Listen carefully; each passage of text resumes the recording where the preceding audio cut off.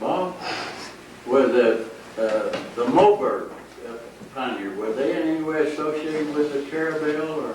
No, they were an independent group. Yeah. Old man Moberg had that. He had the two sons that were up there, Harry and Oscar. Yeah. Harry and Oscar were alcoholics. Or, Yes. Yeah. I remember them coming to town. I can remember. Yes, we all do. I can remember old man Moberg coming down and getting groceries down at Will Johnson's down there. This is in the early 30s. He'd take a 50-pound sack of flour on his back and a sack of groceries. He'd try to find the boys to help him take it up. He never could find them, and they'd slip along in the brush and follow their dad up the canyon. They wouldn't help him carry the groceries. How about Mr. Crow? Was he? George B. Crow? Yeah. He was, well, just a typical old miner. He had been around the world several times. He was in World War I. He had a pair of Dutch shoes carved out of a German propeller that he had up there in his little, he had a little museum. Yeah. You could go up there in the days and pay him 50 cents and he'd show you his relics out there and his mineral specimens. He was also a botanist. He collected flowers from the Andes and from different places and brought them up and transplanted them in his flower garden up there. And he'd build up with rocks and different things, and he'd have the Merrimack and the Monitor ship, you know, and he'd have different things that all planted in flowers that he would take you around the show. And he was quite a character.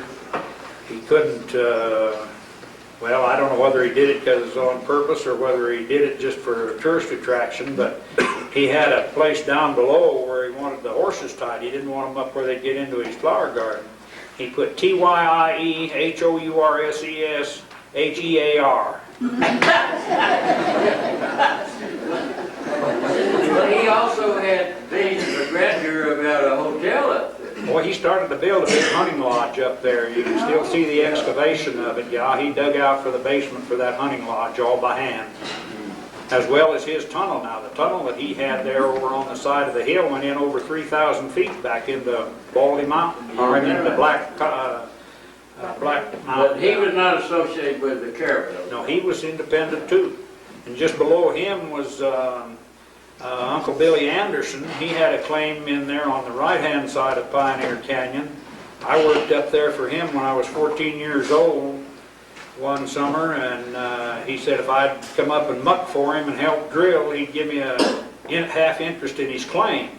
So the old man went all the way to Taos, filed the papers, made out a half interest in the claim up there for me.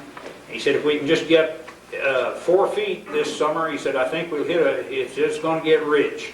And so we worked there, hand steel, like that hand steel laying there on the table. You start out with a small one, and you sit there with a hammer and pound it in. He'd sharpen the steel, and he told Dad he'd do all the blasting.